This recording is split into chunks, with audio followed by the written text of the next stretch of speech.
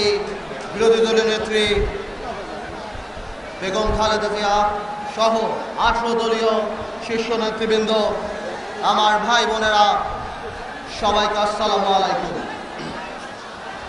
মাননীয় প্রধানমন্ত্রী, আপনি বললেন আমরা জানি আজকের মিটিং না করে, আজকের সভা না করে এই টাকা সাভারে যারা ক্ষতিগ্রস্ত হয়েছে তাদেরকে দেই।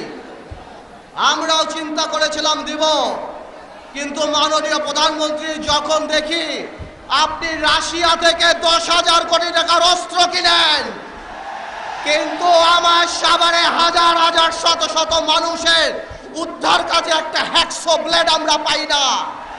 টেলিভিশনে অ্যাডভার্টাইজমেন্ট দিতে হয়, অক্সিজেন নিয়ে আসুন, হ্যাকসো ব্লেড নিয়ে আসুন, ড্রিল মেশিন নিয়ে আসুন, তখন বুক ফেটে যায় কষ্টে। মাননীয় প্রধানমন্ত্রী, এই টাকা দিয়ে আপনি কার সাথে যুদ্ধ করবেন? মাননীয় প্রধানমন্ত্রী,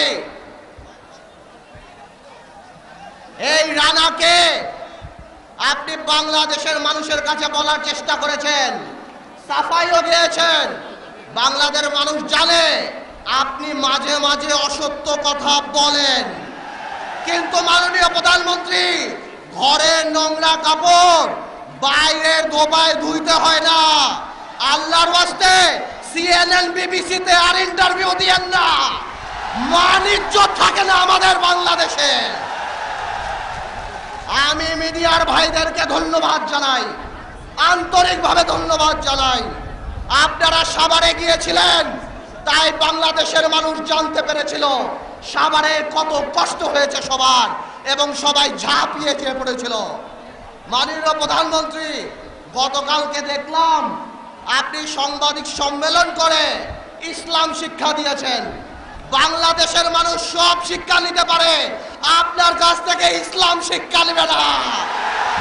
বাংলাদেশের মানুষ এখনো ভুলে নাই আপনাকে নিয়ে সামাজিক মাধ্যম ফেসবুকে কার্টুন বানাতে 24 ঘন্টার মধ্যে আপনি অ্যারেস্ট করে নিয়ে এসেছেন।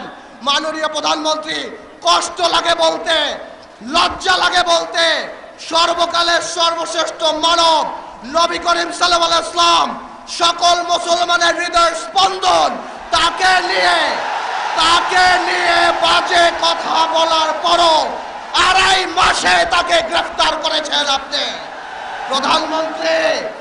প্রধানমন্ত্রিত্ব বড় না, কিয়ামত বড়, জবাব দিতে হবে আপনাকে। এখনো বলছি, আপনার মন্ত্রীরা সবাই পচে গেছে। আপনার দীপুমণিকে মানুষ বলে প্রজাপতি মন্ত্রী, খালি বিদেশ ঘুরে। আপনার আরেক মন্ত্রীরা বলে ধাক্কা দেওয়া মন্ত্রী, আরেক মন্ত্রীরা বলে চোখ উঠানো মন্ত্রী, আরেক মন্ত্রীরা বলে হলমার্ক মন্ত্রী। মাননীয় প্রধানমন্ত্রী, অনেক কথা বলতে চাই, আমার মুরব্বীরা দিতে চায় না। মাননীয় প্রধানমন্ত্রী, একটা কথা বলে দিলাম, গতকালকে আপনার আওয়াজ খুব নরম দেখা গেছে, আপনি চলে যান, তাহলে পালাবার জায়গা পাবেন না। আল্লাহ হাফেজ। এই পর্যায়ে বক্তব্য রাখবেন 18 দলীয় জোটের অন্যতম শরিক দল এলডিপির চেয়ারম্যান